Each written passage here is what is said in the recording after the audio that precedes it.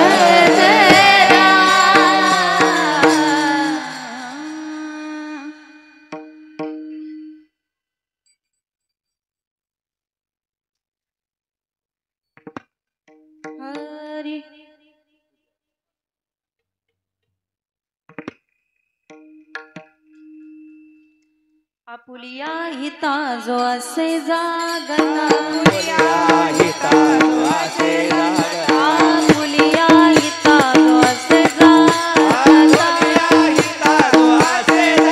धन्य माता पिता तयाचिया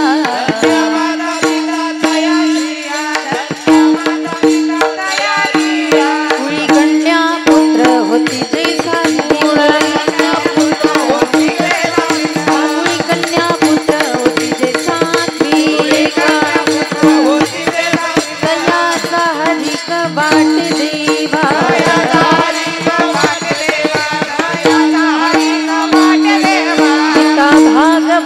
करीती श्रवण गीता भागवत करीती श्रवण अखंड चिंतन विठोबाचे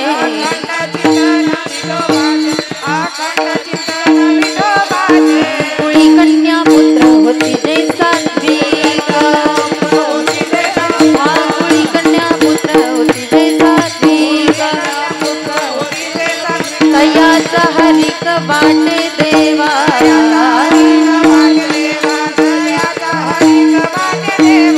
तुका म्हणे मज घडो त्यांची सेवा तुका म्हणे मज घडो त्यांची सेवा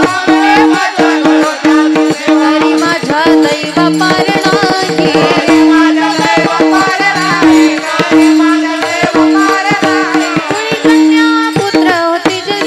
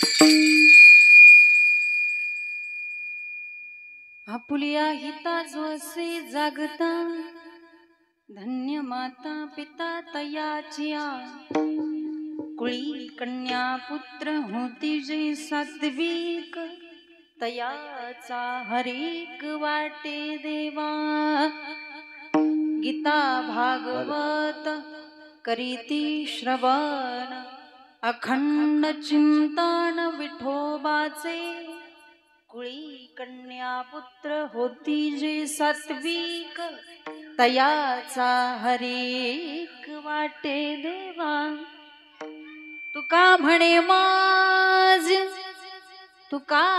माझ घडो त्यांची सेवा तरी माझ्या दैवा पार नाही कुळी कन्या पुत्र होती जे सात्विक तयाचा हरेक वाटे देवा महायोगपीठे तटे भीमरथ्या वरं पुंडलीकाय दातुं मुनीन्द्रैः समागत्य तिष्ठन्तमानन्दकन्दं परब्रह्मलिङ्गं भजे पाण्डुरङ्गं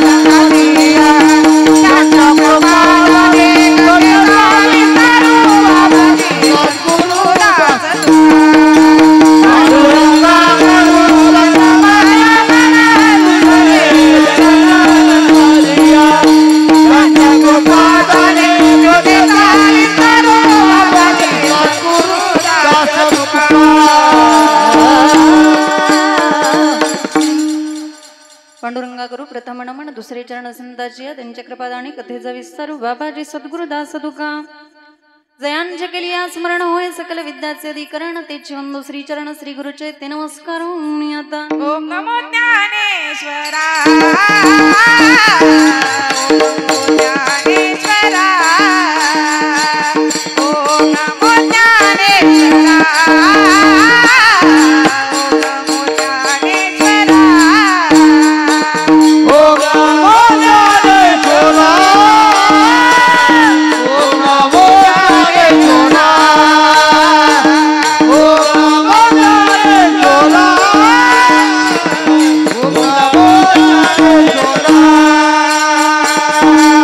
नमो ज्ञानेश्वरा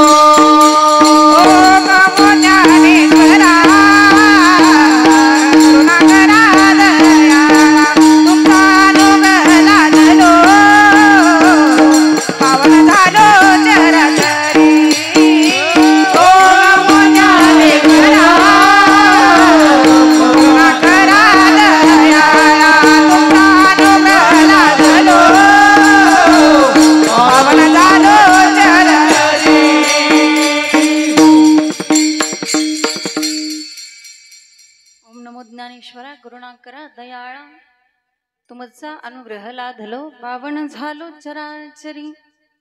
आपुलिया हिता जो असे जागता, धन्य माता पिता तयाचिया. कुळी कन्या पुत्र होती स्थळी. कीर्तन रूपी सेवेकरता घेतलेला भंग वारकरी संप्रदायाच्या कलशस्थानी विराजमान असणारे जगद्गुरु जगद्वंदनीय श्रीमंत श्री तुकोबाराय यांचा सर्वांच्या परिचयाचा उत्कृष्ट असा आणि 4 चरणाचा भंग आज या ठिकाणी सेवेसाठी घेतलेला आहे. अभंगावरती बोलण्यापूर्वी थोडासा परिहार देणं वक्त्याचं कर्तव्य आहे. त्या अगोदर अल्पसा परिहार असा की ज्या निमित्ताने आपण सर्वजण या ठिकाणी उपस्थित झालेले आहेत, निमित्त सर्वांना ज्ञात आहे. आज या ठिकाणी या खाडे परिवारातील एक आदर्श माता कैलासवासी मातोश्री नर्मदाबाई गणपत खाडे या मातेच्या आज प्रथम वर्ष श्राद्ध किंवा पुण्यस्मरणाच्या निमित्ताने आजची ही कीर्तनरूपी सेवा ज्यांच्या माध्यमातून मला मिळाली ते आमचे गुरुवर्य बापू महाराज दराडे, तसेच हा संपूर्ण खाडे परिवार आपल्या आईच्या ऋणातून उतराई होण्यासाठी या परिवाराने त्या निमित्ताने आज 1 दिवसीय नाम महोत्सव सोहळ्याचं आयोजन केलं. त्याबद्दल या परिवाराचं कौतुक करावं तेवढं कमी आहे. कारण जिनं जन्म दिला तिचे उपकार कधीच कोणाला फेडता येतच नाही, पण तिच्या उपकारातून उतराई होण्यासाठी केलेला एक थोडासा प्रयत्न, केलेला एक अंशतः प्रयत्न म्हणजे वर्ष श्राद्धाचा विधी. आज त्या निमित्ताने आज या ठिकाणी त्यांच्या पाश्चात्य त्यांची मुलं आहेत. 2 मुलं, एक मुलगा हयात नाहीये. श्री बबनराव गणपत खाडे, तसेच कैलासवासी कांतीलाल गणपत खाडे, तसेच श्री सुखदेव गणपत खाडे अशी त्यांची मुलं आणि त्यांच्या 2 मुले आहेत. सौभाग्यवती अनुसया महादेव ढोले, सौभाग्यवती कालिंदा बापूराव दराडे. अशा पद्धतीने ही त्यांची मुलं आहेत. आणि जिनं जन्म दिलाय, जिनं आपल्यासाठी सर्वस्वपणाला लावलं, आपल्याला ज्ञान दिलं, चांगलं वळण लावलं, आपल्यावरती संस्कार केले, आपल्यासाठी कष्ट केलं, आपल्यासाठी तारुण्य खर्च केलं, ती आई एकाएकीत आपल्या जीवनातून जाणं म्हणजे मुलांसाठी मुलींसाठी दुःख होणं स्वाभाविक आहे. परंतु आज खऱ्या अर्थाने नियतीच्या पुढे कधी कुणाचं चाललेलंच नाही. आले देवाजीच्या मनात तेथे कोणाचे चालेल. आणि या नियतीप्रमाणे आईला, आपल्या मातेला या जगातून जावं लागलं. आज 1 वर्ष पूर्ण झालेलं आहे. म्हणून 1 वर्षानंतर वर्ष श्राद्धाचा विधी, त्या निमित्ताने आजचं हे कीर्तन. आणि आजच्या ह्या कीर्तनाला सगळ्यांची साथ आहे. सर्व आमचे गायक वृंद, सर्व भजनी मंडळ, सर्वच आमचे महाराज, पानसरे महाराज असतील, ओंबाशी महाराज, बरोबर. आता बऱ्याच ठिकाणी ओळख आहे, पण ओंबाशी महाराज असतील, सर्वच महाराज मंडळी, सर्वच भजनी मंडळ, विनेकरी असतील, आमच्या संस्थेतील सर्व विद्यार्थी, तसेच आमच्या बरोबर आलेले ज्यांची मृदंगाची साथ आहे, आमचे भाऊ जीवन महाराज दायगुडे. आणि सगळ्यात महत्त्वाचा आपला कार्यक्रम ज्यांच्यावरती डिपेंड आहे ती सुंदर अशी माईक सिस्टीम. आणि तुमच्या सर्वांची उपस्थिती, सर्व माता भगिनी, सर्व पुरुष मंडळी आणि सर्वांच्या उपस्थितीने, सर्वांच्या साथीने आपल्या कार्यक्रमाला प्रारंभ. विठ्ठल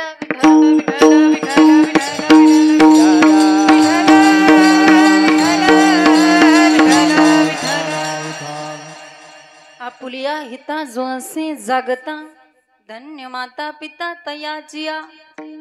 या अभंगातून जगद्गुरु तुकोबाराय जी मुलं आपल्या हिताच्या ठिकाणी जागी त्यांच्या माता पित्याला धन्यता देत आहेत. धन्य माता पिता तयाचिया.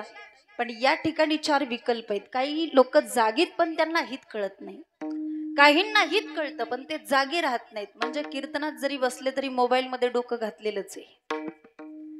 म्हणजे हित माहितीये, परंतु हिताच्या ठिकाणी जागा नाही. बघा तुम्ही, एखाद्याला बळच दुसऱ्याच्या आग्रहाने कीर्तनाला आणलं जातं आणि कीर्तनाला आणलं तरी ते कीर्तन ऐकत नाही, कुठंतरी एखाद्या भिंतीला किंवा खांबाला टेकून झोपी जाणार. बलात्कारे जरी आणिला कथेसी निद्रागे लुडासी टेकून या. म्हणजे हित माहिती आहे पण हिताच्या ठिकाणी जागा नाही. तिसरा वर्ग असा आहे, हितही कळत नाही आणि जागाही राहत नाही. म्हणजे ती लोक काय म्हणतात की पुण्य म्हणजे भूलताप आणि पाप म्हणजे धमकी. हा भुवा लोकांचं काय, भुवा लोकांचा धंदा. अहो आमचा धंदाच आहे दिनरजनी हाची धंदा. हा गोविंदाचे पवाडे, पण आमचा धंदा खूप चांगला आहे. आहे की नाही.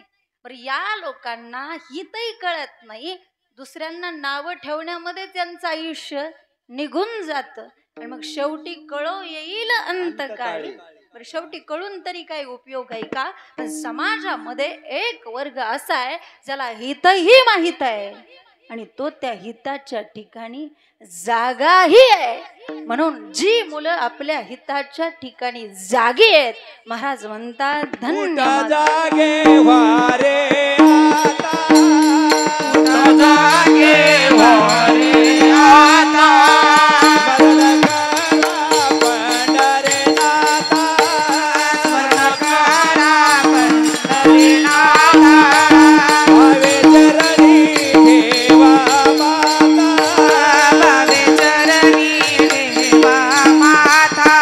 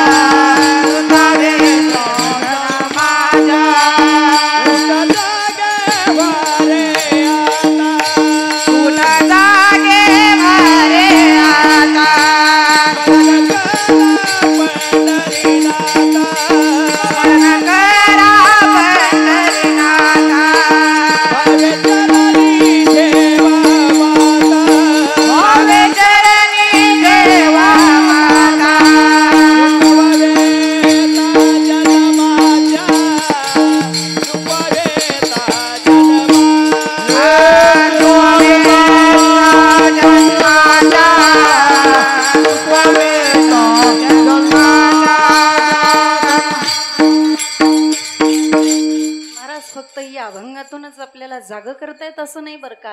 महाराजांचे बरेच अभंग असे आहेत की त्यांनी त्या अभंगातून आपल्याला जाग करण्याचं काम केलेलं आहे. उठ जागे भारे आता, स्मरण करा पंढरीनाथा,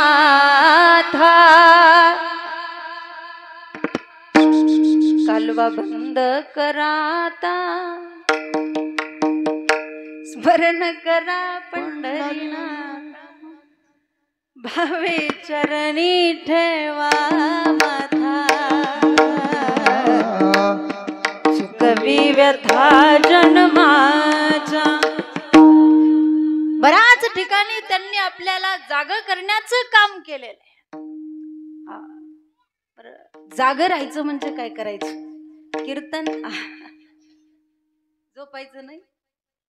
म्हणून मी सांगितलं कीर्तन हे वाच्यार्थाने कधीच ऐकायचं नाही, कीर्तन हे लक्षार्थाने ऐका तर ते तुम्हाला समजेल, नाही तर समजणार नाही. नाही तर तुम्हाला असं वाटायचं जाग राहायचं म्हणजे रात्रीचं झोपायचं नाही का काही.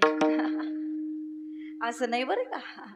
जाग राहायचं म्हणजे काय करायचं, उदाहरण सांगते म्हणजे तुमच्या लक्षात येईल. आबाया जय. जर समजा एखादा उमेदवार निवडणुकीसाठी उभा राहिला, उभा राहिल्यानंतर आता उभा राहतो म्हणजे तो कधी खाली बसतच नाही का ताई, बसतो ना. पण आपण सगळे काय म्हणतो की तो उभा राहिला. मग उभा राहतो म्हणजे काय करतो, तर उभा राहणं म्हणजे तो त्या कार्यासाठी तत्पर आहे. तसं या ठिकाणी जाग राहायचंय म्हणजे परमार्थ करण्यासाठी तत्पर राहायचंय. लक्षात घ्या. करावी तातडी परमार्थी. बर कोण म्हणतं की आपण जागे नाही, आपण पण जागे हो. रात्रंदिवस आपली धावपळ धडपड चालू आहे. पण कशासाठी, वाढावे संतान, ग्रही व्हावे धनधान्य, ल्यावे खावे बरे असावे सदैव, ह्याची करी हाव संसारी. कारण प्रत्येकाला असं वाटतं की आपण गरीब असावं, वाटतं का? प्रत्येकाला असं वाटतं की आपण श्रीमंत असावं, प्रत्येकाला असं वाटतं आपण पुण्यवान असावं, प्रत्येकाला असं वाटतं आपल्या बरोबर कोणाची भांडण तंटे नसावी, प्रत्येकाला असं वाटतं की आपण निर्भय असावं, आपल्याला कुणाचीही भीती नसावी. पण महाराज सांगतात, जर तुम्हाला श्रीमंत व्हायचं असेल तर दारिद्र्याचा नाश करावा लागतो, जर तुम्हाला पुण्यवान व्हायचं असेल तर आधी असलेल्या पापाचा नाश करावा लागतो, जर तुम्हाला भांडण तंटे टाळायचे असतील तर वाजवीपेक्षा जास्त बडबड कमी करावी लागते, आणि जर तुम्हाला निर्भय राहायचं असेल तर आपल्या हिताच्या ठिकाणी जागं राहावं लागतं, कारण जो जागा आहे तिथं भीतीचा नाश आहे, मौनाने कलहाचा नाश आहे, जपाने पापाचा नाश आहे, उद्योगाने दारिद्र्याचा नाश आहे, आणि जिथं जो जागा आहे तिथं भीतीचा नाश आहे. पण जागी राहण्याची सुद्धा एक मर्यादा आहे बरं का. नाहीतर माणसं जागी राहतात पण त्यावेळेस वेळ निघून गेलेली असते, मग त्यावेळेस जागं राहून काही उपयोगाचं नाही. तुकोबाराय आपल्याला जागं राहायला सांगतात, म्हणजे त्याची पण एक मर्यादा त्यांनी सांगितलेली आहे की माणसाने कधी जागं राहावं. दिवा विझून गेला, दिवा विझून गेला, आता तेलाचं दान काय उपयोगाचं आहे का? चोर पळून गेले, आता सावध राहून काय उपयोगाचं आहे का? तसं वेळ निघून गेली, आता जागं राहून काहीही उपयोगाचं नाही. आता एका माणसाचं घर पेटत होतं, आणि घर पेटत असताना त्याच्या मुलांनी त्याला बाहेर बोलवलं, बाबा घर पेटतंय बाहेर या. नाही नाही अगोदर टिकावा ना. अहो पण बाबा घर पेटते, अरे एकदा सांगितलेलं कळत नाही का? टिकावा ना, अगोदर आपण आड खोदू आणि पाणी लागलं म्हणजे मग घर विझू. म्हणजे काही लोक जागी राहतात पण वेळ निघून गेल्यानंतर. परमार्थ कधी केला पाहिजे? म्हातारपणात केला पाहिजे का तरुणपणात केला पाहिजे? ही जी आपली संस्थेमध्ये आपली पोर आहेत, इथपासून परमार्थाला सुरुवात पाहिजे बरं का. तर तो परमार्थ घडत असतो, तर तो परमार्थ आपल्या रक्तामध्ये मुरतो. एकदा का वय निघून गेलं की मग परमार्थात येणं अवघड आहे बरं का. जवळ सकळ सिद्ध आहे,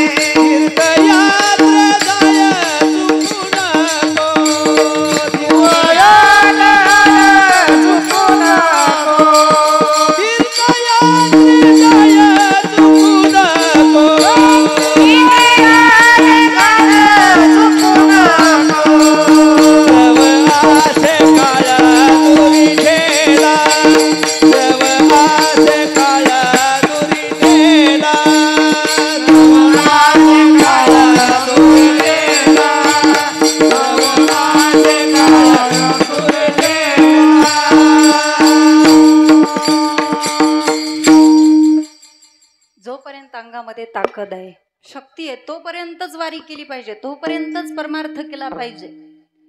म्हणून जागी राहण्याची एक मर्यादा आहे. परमार्थ हा तरुणपणात केला पाहिजे. कधी? तरुणपणात. म्हणजे याचा अर्थ म्हाताऱ्या माणसांनी कीर्तनाला यायचं नाही असं मी म्हणत नाही बरं का. हा, तुम्ही पण कीर्तनाला यायचं, पण माझा म्हणण्याचा अर्थ असा आहे, तुम्ही परमार्थ करून करून म्हातारे व्हा, पण म्हातारं झाल्यावर परमार्थ करू नका. आता हे सगळे आपण परमार्थ करून करूनच वय झालं आपलं, आता ह्यात सगळे आयुष्य गेला, अनुभव आले. हा, या परमार्थाला महत्व देता येईल. हा, नाहीतर म्हातारपणी परमार्थ करून काहीही उपयोगाचं नाही. आणि तरुणपणामध्ये परमार्थ करण्यामध्ये, म्हातारपणामध्ये परमार्थ करण्यामध्ये खूप फरक आहे. खूप. तुमच्या भाषेत सांगू का?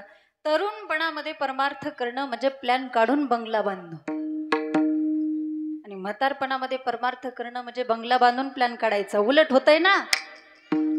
म्हणून अंगामध्ये ताकद आहे तोपर्यंतच परमार्थ करून घ्या. काही काही लोकांनी तर हे परमार्थ जप तप माळ हे सगळं म्हातारपणावर ढकलून दिलो. त्यांना जर म्हटलं ना का हो घाला माळ, ते म्हणतात बघू म्हातारपणी. आणि जर म्हातारपण नाही चालत तर तुम्हाला माहितीये का तुम्ही कधी मरणार आहे?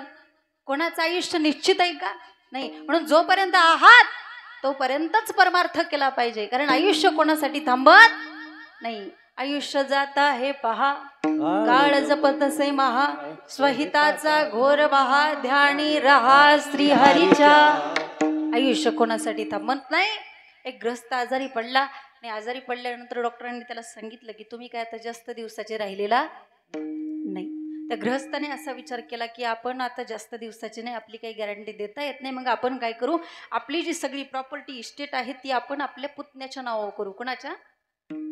कारण दुर्दैवाने त्याला पत्नी नव्हती आणि मुलंही नव्हती. पुतण्याला बोलवलं दवाखान्यामध्ये, सांगितले बघ मी माझी सगळी प्रॉपर्टी तुझ्या नावावरती करतोय आणि जर नाहीच केली तर सरकार जमा होती. पुतण्या खुश झाला, वकिलांकडे गेला, वारसपत्र तयार केलं, दवाखान्यामध्ये आला. पण बघतोय तर काकांची हालचाल पूर्णपणे बंद झाली होती, थांबली होती. पळत पळतच डॉक्टरांकडे गेला, डॉक्टरांना बोलवलं. डॉक्टरांनी नाडी चेक केली आणि सांगितलं की काका गेले.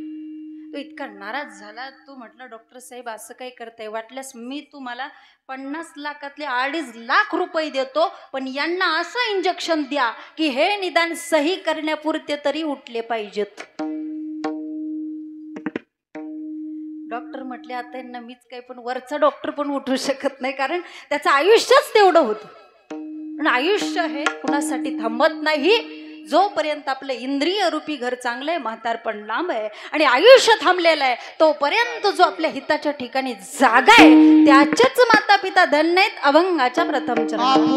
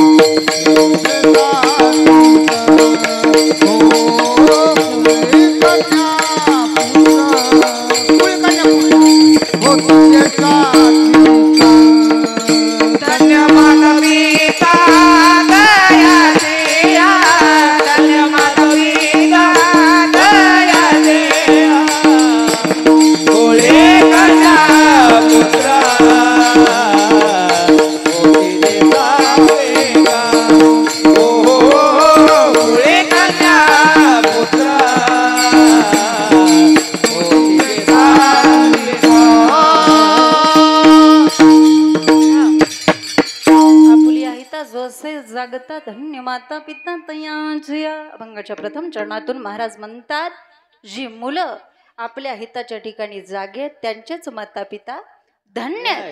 नीट विचार करा. अभंगाच्या प्रथम चरणामध्ये प्रथम क्रमांक महाराजांनी कोणाला दिला?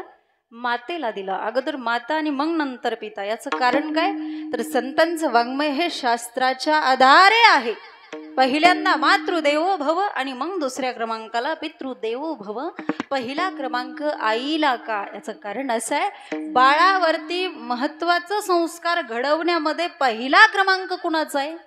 आईचा आहे, ज्याला आपण गर्भसंस्कार असं म्हणतो, बरोबर. आणि त्यामुळे नेहमी कीर्तनकार लोक आपण सांगत असतो, गर्भवती महिलांनी संध्याकाळी सगळी कामं आवरून 8 वाजताच टीव्ही समोर बसलं पाहिजे सिरियल बघायला, असंच सांगतो ना, वेगळं काय नाही. कीर्तन ऐकलं पाहिजे, गाथा वाचली पाहिजे, ज्ञानेश्वरी वाचली पाहिजे, कारण हे संस्कार पहिल्यांदा कुणाचे होतात? आईचे होतात, आणि मग नंतर वडिलांचे संस्कार होत असतात. लेकुराचे हित वाहे माऊलीचे चित्त.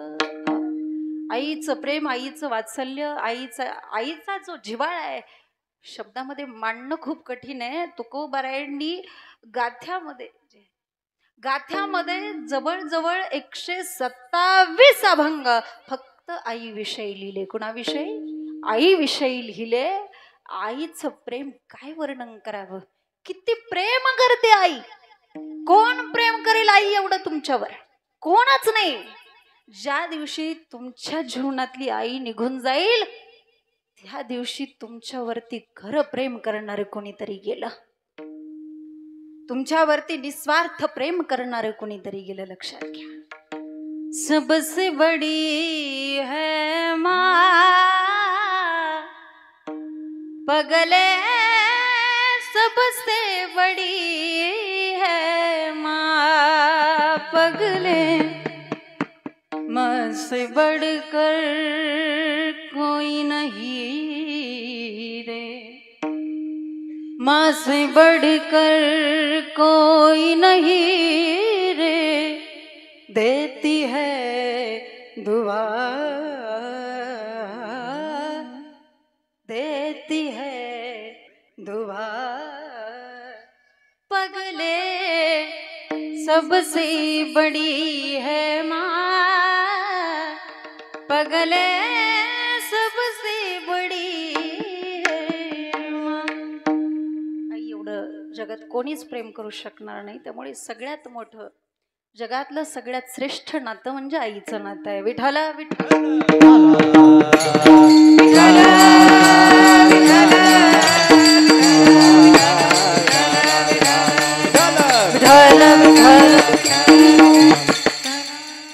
आपल्या आयुष्यामध्ये आई जिवंत असेपर्यंतच तिला जपलं पाहिजे. एकदा का तुमच्या जीवनातली आई निघून गेली ना की मग आईचं महत्व कळतं, आईचं प्रेम आठवतं, की समजतं की खरंच जग म्हणजे काय आणि खरं आपली आई कशी होती. म्हणून आहे तोपर्यंतच त्या गोष्टीची किंमत समजली पाहिजे. आई आहे तोपर्यंतच तिला जपलं पाहिजे. बरं, आईला जपायचं म्हणजे फार काही लागत नाही. ती काही तुमच्याकडे 1-2 लाख रुपये मागत नाही. फक्त म्हातारपणामध्ये त्या आई वडिलांना मान सन्मानाची वागणूक देणं, बस. 2 प्रेमाचे आणि आपुलकीचे शब्द बोला, त्या आई वडिलाचं पोट भरत असतं. अलीकडे आपण बघतो जे शिकून मोठे झाले, डॉक्टर, वकील, इंजिनियर, त्यांचेच आई वडील वृद्धाश्रमामध्ये आहेत. दुर्दैवाची गोष्ट आहे. हा पुंडलिकाचा महाराष्ट्र आहे. कोणाचा? पुंडलिकाचा आदर्श देणारा हा महाराष्ट्र आहे.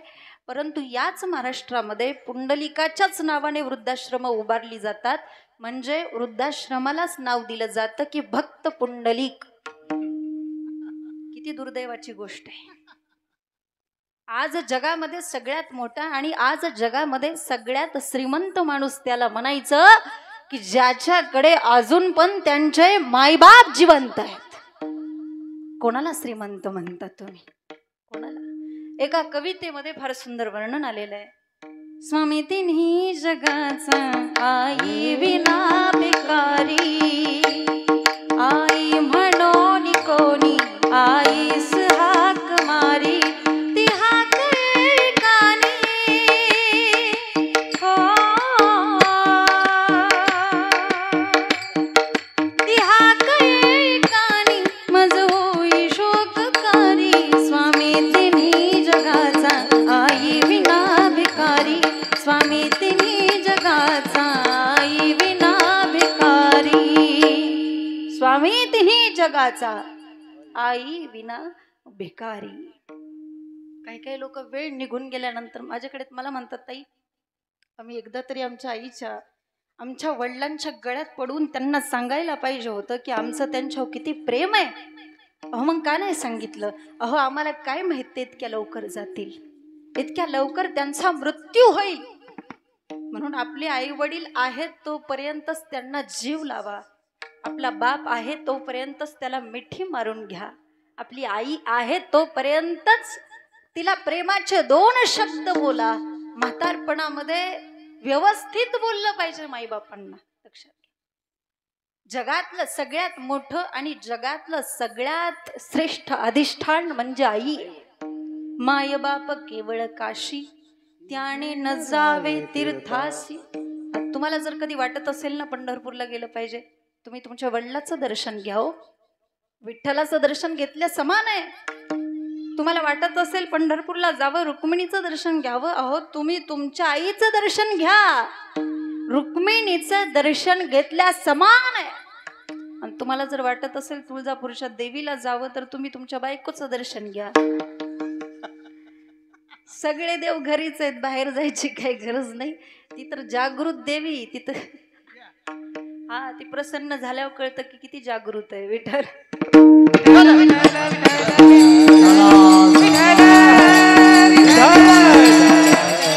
जगातलं सगळ्यात मोठं अधिष्ठान म्हणजे आई. आई तुझ्या मूर्ती वाणी या जगात मूर्ती नाही. तुझ्या मूर्ती वाणी या जगात मूर्ती नाही. अनमोल जन्म दिला गाई, तुझे उपकार भेटणार नाही. अनमोल जन्म दिला गाई, तुझे उपकार भेटणार नाही. बालपणी मी खेळत खेळत दिसत होतो ताना. अमृताहुनी गोड आई काजीला सुपाना. तुझ्या या प्रेमाची, तुझ्या या प्रेमाची कधी जाणीव झाली नाही. अनमोल जन्म दिला गई, तुझे उपकार भेटणार नाही. अनमोल जन्म दिला गई, तुझे उपकार भेटणार नाही. शाळेतून घरी येताना मुलगा जर शाळेत गेला असेल आणि तो जर का 5 वाजता मुलाची शाळा सुटते, मुलगा अजून घरी कसं काही नाही आला, माझ्या लेकराला काही झालं तर नसेल ना, काही अडचण तर आली नसेल. नाही नाही ते विचार, नाही नाही त्या शंका त्या आईच्या मनात यायला लागतात. आणि एक गोष्ट लक्षात ठेवा बरं का, जिथं प्रेम असतं ना तिथंच शंका असते बरं का. आईच्या मनामध्ये नाही नाही ते प्रश्न यायला सुरुवात होते. आणि मग ती आई प्रत्येकाच्या घरी जाऊन विचारते, अहो माझा मुलगा तुमच्या घरी आलाय का. शाळेतून घरी येताना कधी उशीर मला होई. गल्लोगल्ली पाहत फिरशी मला तू आई. तुझ्या या उपकाराची, तुझ्या या उपकाराची कधी जाणीव झाली नाही. अनमोल जन्म दिला गई, तुझे उपकार भेटणार नाही. अनमोल जन्म दिला गई, तुझे उपकार भेटणार नाही. नाही, आई एवढं प्रेम या जगात कोणच करू शकत नाही, कोणच. आईच्या स्पर्शामध्ये ताकद असते, आईच्या वात्सल्यामध्ये ताकद आहे. आणि ती आई तुमच्या जीवनातून निघून गेल्यानंतर खऱ्या अर्थाने तुम्ही पोरके झाला. तुमच्या जीवनातलं प्रेमच नष्ट झालं, तुमची आई गेली. म्हणून जीवनामध्ये मुलाने किती मोठं व्हावं, खूप मोठं व्हावं, खूप, पण आपल्या आई वडिलांना कधी विसरू नये. तुम्ही मोठं झाला कारण तुमच्या आई वडिलामुळे मोठे झाला, एवढं लक्षात ठेवा. हा, तुमची जरी कर्तबगारी असली तरी महाराज म्हणतात, धन्य माता पिता तयाचिया. पहिला क्रमांक आईला दिला, मग दुसरा क्रमांक वडिलांना दिला. वडिलांना सुद्धा तेवढंच महत्व आहे जीवनामध्ये. आई जेवढं प्रेम करते तेवढंच बाप सुद्धा आपल्यावरती प्रेम करतो. फरक फक्त दोघांच्या प्रेमात एवढा आहे, आईचं प्रेम दिसतं, बापाचं प्रेम दिसत नाही. मला वाटतं बापाचं प्रेम हे समजून घ्यावं लागतं. उरामंदी माया त्याच्या काळ्या मेघावानी दाखविना कधी कुणा डोळ्यातल पाणी झिजू झिजू संसाराचा गाडा हाकला फटामध्ये हासू जरी कना वाकला घडीभर तू थांब जरा ऐक त्याची धापर लई अवघड हाय गड्या उमगाया बापर उमगाया बापर लई अवघड हाय गड्या उमगाया बापर उमगाया बापर मुखी मुखी माया त्याची मुखी घाल मेला लेकरांच्या पायी उभा जन्म उधळीला आधाराचा वड जणू वाकल आभाळ तिच्याईला पाचोळा जिनरानो माळ जिनरानो माळ घडीभर तू थांब जरा ऐक त्याची धापर लई अवघड हाय गड्या उमगाया बापर उमगाया बापर लई अवघड हाय गड्या उमगाया बापर उमगाया बापर बापाची माया समजून घेणं खूप कठीण आहे. जीवनामध्ये किती जरी कर्तबगारी मोठी असली तरी धन्य माता पिता तयाची ज्यांनी आपल्यासाठी संपूर्ण तारुण्य कष्ट केलं शेवटी जाताना काय नेता येतं त्यांना काय नेता येतं सगळं काही आपल्या लेकरासाठी सोडून जातात त्यांचं नाव माईबाप आहे म्हणून धन्य माता पिता तयाची. आता हे व्यावहारिक दृष्टिकोनातून मी तुम्हाला सांगितलं की रामायणामधला प्रसंग तुमच्या समोर मांडते.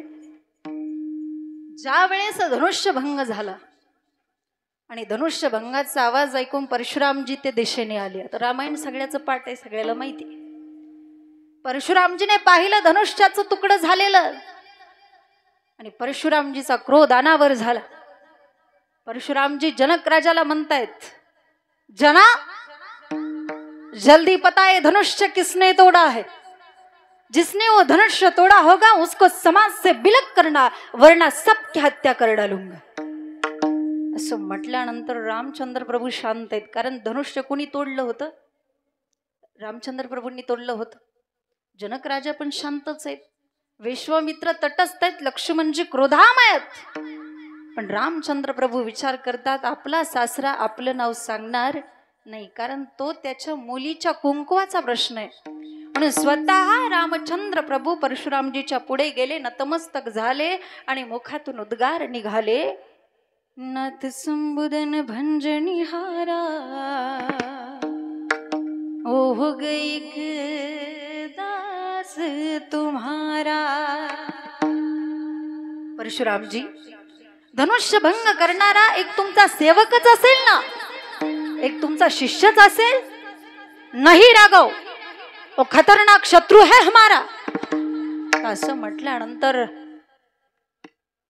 लक्ष्मण विश्वामित्रजीच्या जवळ उभे आणि सहजच बोलता बोलता विश्वामित्रजींना लक्ष्मणजी म्हणतायत गुरुदेव तुम्ही चांगल्या माणसासोबत माझ्या भावाची म्हणजे रामचंद्र प्रभूची मुलाखत घडवून आणली नाही कारण माझा भाऊ रामचंद्र प्रभू किती शांत आणि हे म्हातारे किती रागीट तिथं मीच असायला पाहिजे होतो गुरुदेव.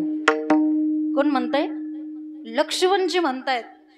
आता असं म्हटल्यानंतर विश्वामित्रजीला वाटतं हे लक्ष्मणाचंच काम आहे मग ते म्हणतात जाओ लक्ष्मण. लक्ष्मणजी येतात आणि आगीत वाकेल वताबा असा पहिला शब्द टाकतात बहुत धनुष्य तोड़े उलर काई हमने तो बचपन में ऐसे ही कहीं कम थे तोड़ डाले हैं. कोण म्हणताय लक्ष्मणजी काय म्हणतायत, मी तर लहानपणी असे कितीतरी धनुष्य तोडून टाकलेलेत. तर असं म्हटल्यानंतर परशुरामजीचा क्रोध आणखी अनावर झाला. हातामध्ये परशु घेतला, लक्ष्मणजीच्या अंगावरती धाव घेतली. ए बच्चा, अपनी माँ की गोद खाली करना चाहता है? लक्ष्मणजी म्हणतायत, परशुरामजी तुम्ही किती जरी वेळा परशु घेऊन धावले तरी आम्ही तुम्हाला घाबरणार नाही आणि तुमच्या सोबत युद्धही करणार नाही, कारण आम्ही क्षत्रियाची मुलं आहोत, कारण आम्ही क्षत्रियाची संतान आहोत. आणि आमचं ठरलंय, ज्याच्या गळ्यामध्ये जानवा आहे आणि ज्याच्या कपाळाला गंध आहे त्याचं रक्षण करण्यासाठी आम्ही क्षत्रिय आहोत, आक्रमणासाठी नाही. आणि जरी तुम्हाला वाटत असेल हे बाळ भीतीपोटी बोलतंय, तरी अजूनही वेळ गेलेला नाही परशुराम जी. अगर आपको देखना है तो जन्मा निकालो, तिलक मिटा दो और बाद में परशु दिखाओ, तब पता चलेगा कि सुमित्रा माँ के दूध में कितनी ताकत है. कर्तबगारी लक्ष्मणाची, पण स्वाभिमान कोणाचा? आईचा, सुमित्रेचा. आणि म्हणून जिथे जिथे कर्तबगारी पुत्राने आपल्या मातेचा स्वाभिमान धारण केलाय ते शास्त्राच्या आधारे संतांचं वाङ्मय असल्यामुळे पहिला क्रमांक कुणाला आहे? मातेला. धन्य माता पिता तया जिया. पण काही लोकांनी विचारलं महाराजांना, ठीक आहे महाराज, जी मुलं आपल्या हिताच्या ठिकाणी जागी आहेत त्यांच्या पोटी जन्माला आलेली प्रजा, त्यांच्याबद्दल तुम्हाला काय वाटतं? कोणी कन्या पुत्र होती जे सात्विक, कोणी कन्या पुत्र होती जे सात्विक, कोणी कन्या पुत्र होती जे सात्विक, कोणी कन्या पुत्र होती जे सात्विक, कोणी कन्या पुत्र होती जे सात्विक.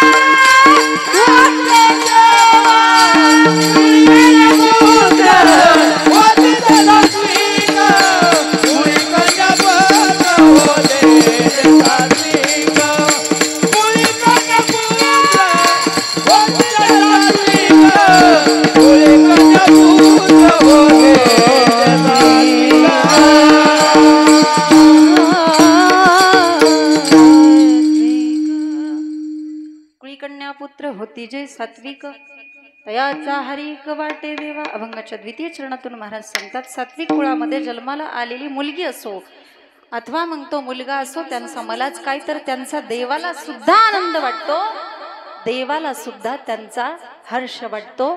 नीट विचार करा अभंगाच्या दोन्हीही चरणाचा. अभंगाच्या प्रथम चरणामध्ये महाराजांनी प्रथम क्रमांक कुणाला दिला? आईला. आणि अभंगाच्या द्वितीय चरणामध्ये महाराजांनी प्रथम क्रमांक कन्येला दिला.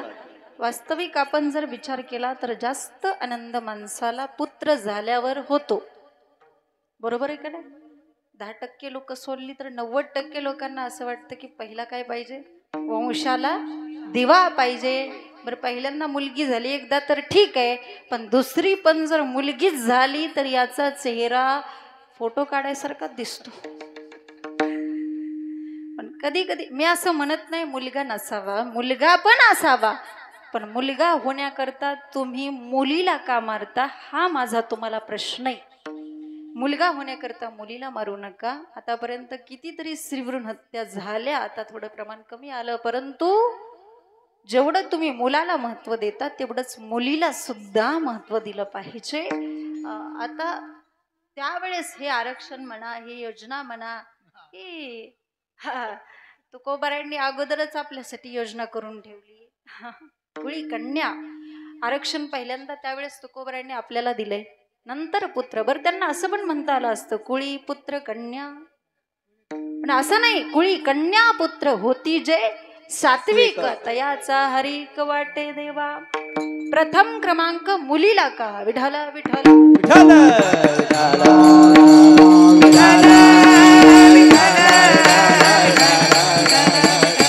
प्रथम क्रमांक मुलीला का? याचं कारण असं आहे, ज्यात ती कन्या महती चिंता.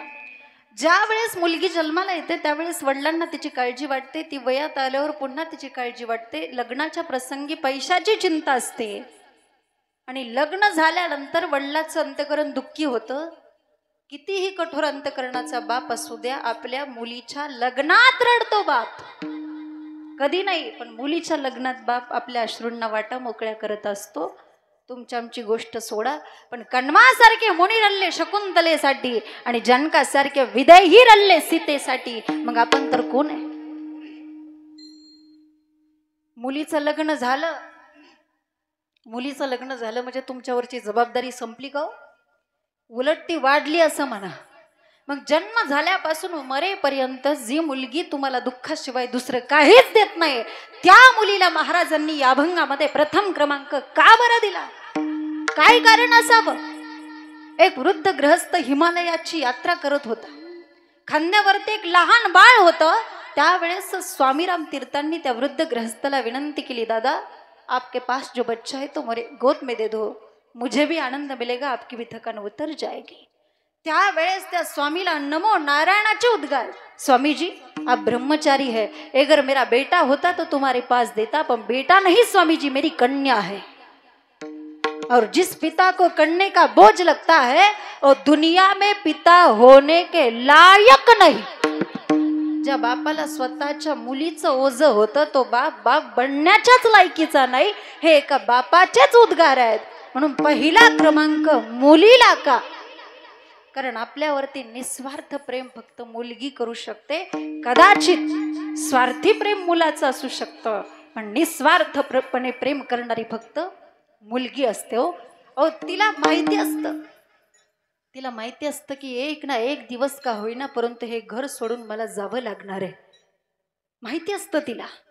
पण तरी पण शेवटच्या श्वासापर्यंत ती आपल्या माहेरच्यांवरती, आपल्या घरच्यांवरती प्रेम करते, आहे की नाही? निस्वार्थ प्रेम करते. आणि मुलाचं काय त्याला माहिती असतं, 10-12 वर्षाचा तर खेळ आहे. म्हातारा मेलं की चावे आपल्याच हातात येणार आहे. काही सगळीच मुलं अशी असतात असं मला म्हणायचं नाही, पण काही मुलांचं सांगते मी. फक्त निस्वार्थ प्रेम करणारी मुलगी आहे. मग मुलीला पहिला क्रमांक काय? याचं कारण असे, मातृत्वाचा पराक्रम आणि पराक्रमाचं मातृत्व. पराक्रमाचं मातृत्व पुत्राकडे, पण मातृत्वाचा पराक्रम कन्याच करू शकते. म्हणून कुळी कन्या पुत्र होती जे सात्विक. म्हणून पहिला क्रमांक मुलीला आहे. म्हणूनच नारी गिणींना मत करियारो नारी रतन की खान. जिस नारी से पैदा हुए है शुक भीष्म हनुमान. शुकासारख्या भीष्मासारख्या हनुमंतासारख्या मोठमोठ्या रती महारथींना जन्म देणारी सुद्धा कोण आहे? कन्याच आहे. म्हणून कुळी कन्या पुत्र. आता हे झालं कन्येचा. पुत्र कोणाला म्हणायचं? तर पुत्र त्याला म्हणायचं जे पूर्वतः आपल्या पितरांचा उद्धार करतात. इति पुत्र हा. पण असा एकच पुत्र पुरे. पुरे एकची पुत्र माये बापा पोटी. हरिस्मरणे उद्धरे कुळकोटी. धन्योशी जन्मला भगीरथ. गंग आणोनी पूर्वज केले मुक्त. याला म्हणायचं पुत्र. आणि म्हणून महाराज म्हणतात सात्विक कुळामध्ये जन्माला आलेली मुलगी असो अथवा मग तो मुलगा असो त्यांचा मलाच काय तर त्यांचा देवाला सुद्धा आनंद वाटतो.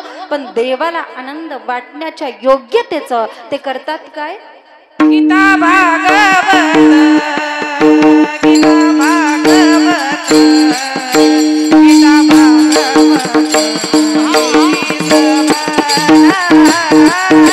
गीता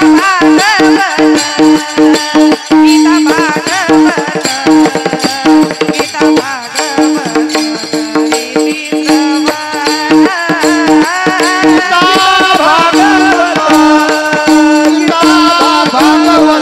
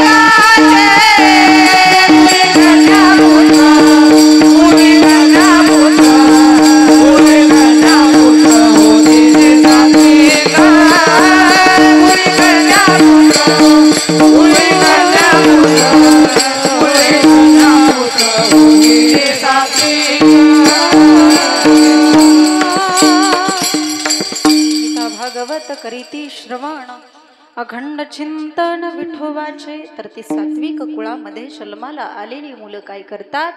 गीता आणि भागवत या दोन ग्रंथांचं श्रवण करतात आणि अखंड विठ्ठलाचं चिंतन करतात. नीट विचार करा अभंगाच्या 3ऱ्या चरणाचा. 6 शास्त्र 18 पुराण 4 वेद एवढी ग्रंथ संपत्ती असताना सुद्धा महाराजांनी या अभंगामध्ये गीता आणि भागवत या दोनच ग्रंथाचा उल्लेख का बरं केला असेल? काही कारण असेल? बाकीचे ग्रंथ नव्हते का? फक्त गीता आणि भागवत या दोनच ग्रंथाचा उल्लेख का केला? तर याचं कारण असं आहे, ज्याचा जन्म झालाय त्याला मरावं लागणार आहे आणि ज्याला मरावं लागणार आहे त्याला मरेपर्यंत जगावं लागणार आहे. पण मरेपर्यंत कसं जगायचं ह्या प्रश्नाचं उत्तर गीतेत आहे आणि जगणं संपलं म्हणजे मरायचं कसं ह्या प्रश्नाचं उत्तर भागवतात आहे.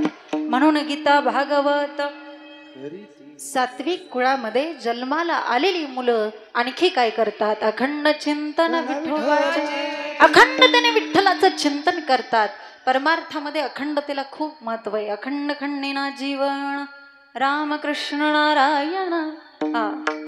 आता एवढी अखंडता आपल्याला नाही जमणार. आपल्याला साधं 2 तास कीर्तनामध्ये बसायला जमत नाही. अखंडतेने नका करू, पण प्रेमाने करा. भगवंताचं नामस्मरण अखंडतेने नाही घ्यायला जमलं तरी चालेल, पण ते प्रेमाने घ्या. कारण जीवनामध्ये तुकोबाराय म्हणतात, मी भक्ती केली, नामस्मरण केलं, पण कशासाठी? तुका म्हणे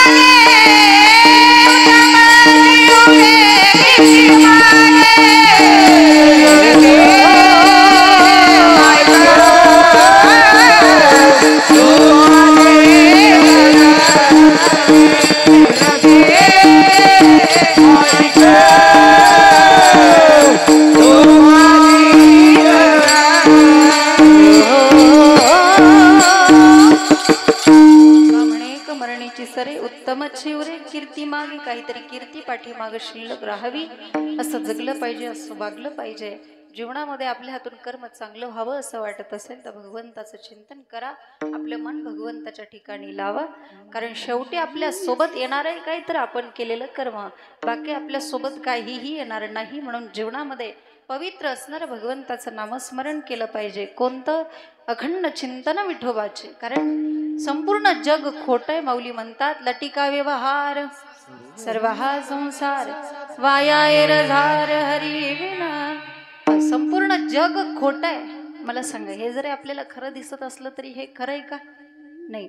परंतु खरं काय? सत्य काय? सत्य साच खरे नाम विठोबाचे बरे. सत्य फक्त भगवंत आहे, सत्य फक्त ईश्वर आहे. ईश्वर सत्य है, सत्य ही शिव है, शिव ही सुंदर है. जागा कर देखो,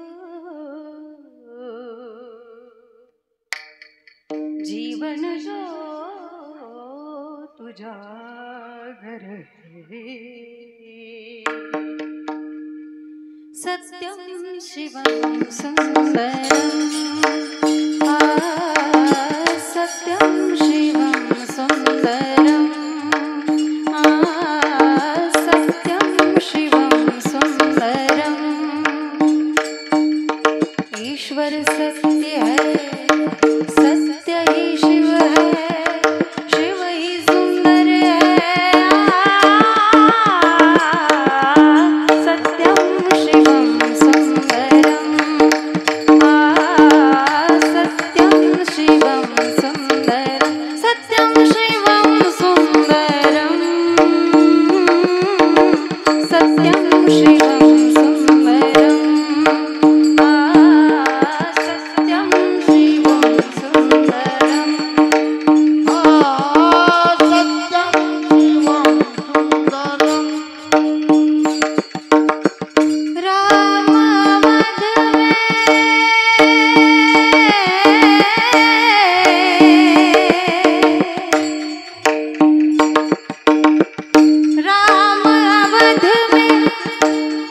काशी में शिव का वृंदावन में दया करो प्रभु देखो इनको दया करो प्रभु देखो इनको हर घर के आंगन में राधा मोहन शरणम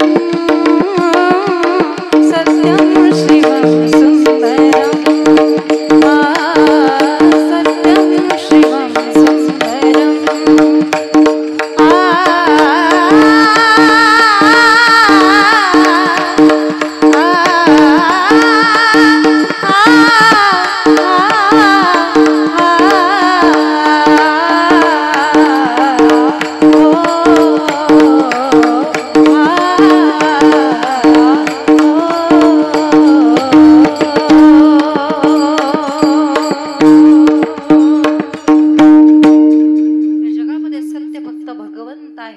या जगामध्ये सत्य फक्त ईश्वर आहे आणि म्हणून त्या ईश्वराचं चिंतन आपण केलं पाहिजे, अखंड चिंतन.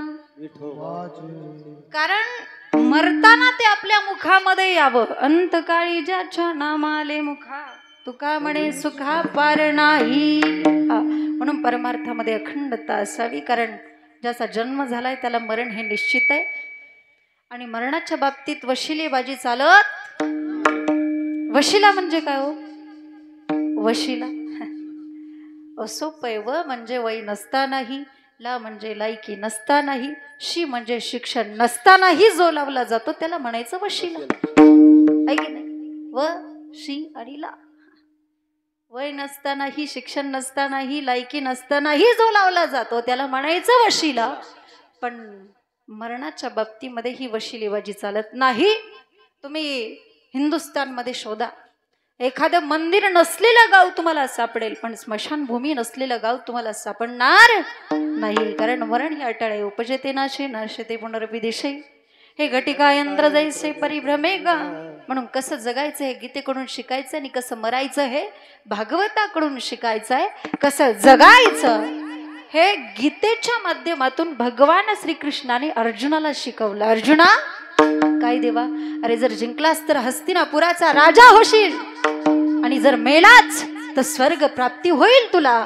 कसं जगायचं हे गीतेने अर्जुनाला शिकवलं आणि कसं मरायचं हे भागवताने परीक्षिती राजाला शिकवलं. परीक्षिती राजा किती दिवसाचा होता? 7 दिवसाचा होता. भागवत तुम्हाला माहिती. आणि 7 दिवसानंतर तक्षक नावाचा सर्प चावून तुझा मृत्यू होईल असा त्याला शाप होता. परीक्षिती राजा 7 दिवसाचा होता. मला भविष्य कळतं. आपण सगळे किती दिवसाचे आहेत मी तुम्हाला सांगते. आपण पण सगळे 7च दिवसाचे. किती? 7च. आपल्याकरता काही 8 दिवसाची योजना केलेली नाही. म्हणजे 7 दिवस म्हणजे तसं एवढं म्हणजे घाबरून नका जाऊ. बरोबर, हुशार आहेत सगळे, हे की नाही? असे हुशार पाहिजेत माणसं कीर्तन ऐकायला. रविवार, सोमवार, मंगळवार या 7 वारापैकी एका तरी वारी आपल्याला जाणं हे निश्चित आहे. परीक्षिती राजाचा मृत्यू हा सर्पदंशाने झाला. आपला पण मृत्यू कशाने होणार आहे? सर्पदंशानेच होणार आहे ना. संसाराला सर्प म्हटलेलं आहे. म्हणून निरसलो संसार सर्प हा विखार पांढरा. संसाराला सर्प म्हटलेलं आहे. आणि ऑलरेडी आपल्याला सगळ्यांना, माझ्या सहित आपल्याला सगळ्यांना साप चावलेला आहे. काय झालंय? बरोबर आहे ना? पूर्वीच्या काळामध्ये जर काही एखाद्याला साप चावला, मावशी काय करायचे? आता इथं बरीच जुनी आबा काय करायचे, त्याला मुंजाबाच्या पालावर त्यानायचं, मांत्रिकाने मंत्रोपचार करायचे आणि नंतर मग परीक्षा पाहण्यासाठी त्याला कडुलिंबाचा पाला खायला द्यायचा. कशाचा? कडुलिंबाचा. आणि मग नंतर विचारायचं असतं पाला कस काय? तो म्हणतो पाला गोड लागतोय. मग समजायचं त्याला साप चावलेला आहे. तसं संसार कडू असताना सुद्धा आपल्याला तो गोड लागतोय आणि परमार्थ गोड असताना सुद्धा आपल्याला तो कडू लागतोय. याचाच अर्थ आपल्याला काय झालंय? साप चावलेला आहे आणि जहर चांगलंच भिनलेलं आहे. महाराज विषय विषयाचा परिपाडून गोड परमार्थ लागे कडू, कडू विषय तो गोडू जीवाशी जाहला. संसार कडू आहे, संसार कडू आहे म्हणजे तो सोडायचे असं पण नाही बर का. संसारी असावे असोनी नसावे, संसारी असावे असोनी नसावे, संसारी असावे संसारी असावे असोनी नसावे. भजन करा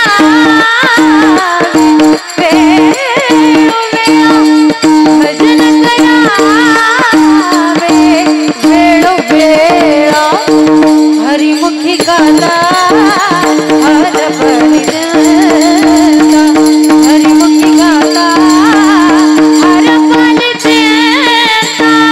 भजन करावे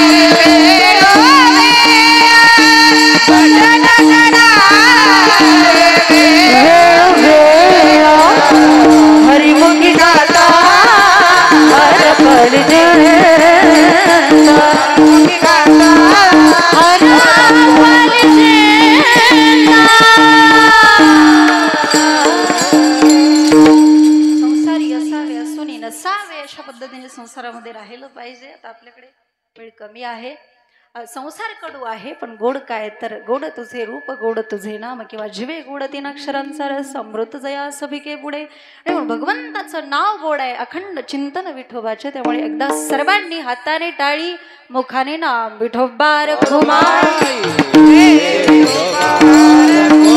जय जय विठोबा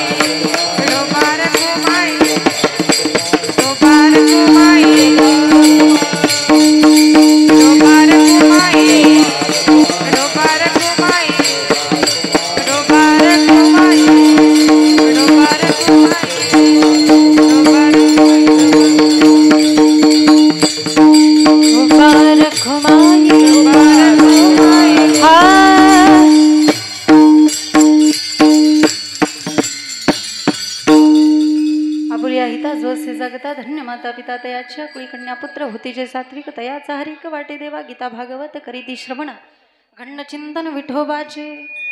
कुळी कन्या पुत्र होती जे सात्विक तयाचा हरिक वाटे देवा. अभंगाच्या तिन्ही चरणाचा विचार केला तर एक गोष्ट लक्षात येईल. प्रेम म्हटलं की माता, पतिव्रता म्हटलं की सीता, आणि शास्त्र म्हटलं की गीता. प्रेम म्हटलं की माता असं का म्हटलंय? कारण जगाचं अश्रू पुसणं हे भगवंताचं काम आहे. पण त्या भगवंताला सुद्धा रडवण्याची ताकद कोणाच्या प्रेमात आहे? आईच्या प्रेमात. म्हणून प्रेम म्हटलं की माता. ज्यावेळेस रामचंद्र प्रभू वनवासाला निघाले त्यावेळेस कौसल्या मातेने हंबरडा फोडला. अरे माझा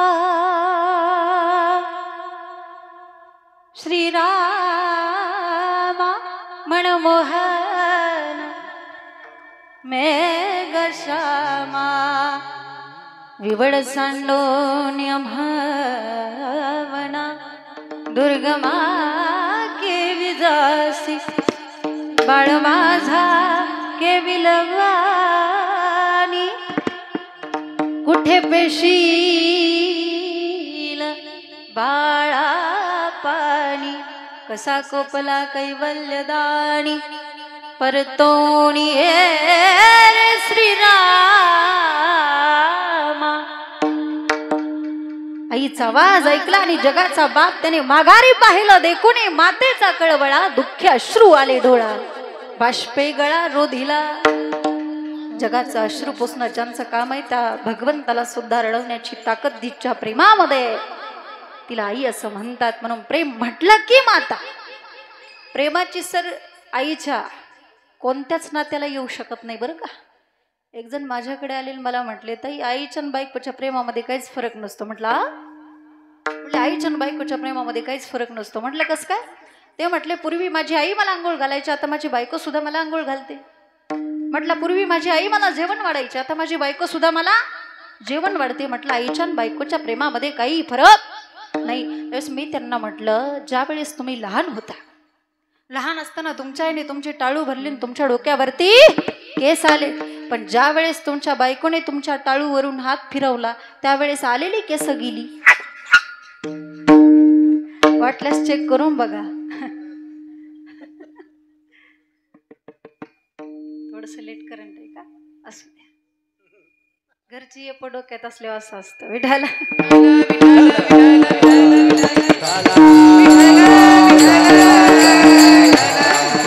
प्रेम म्हटलं की माता.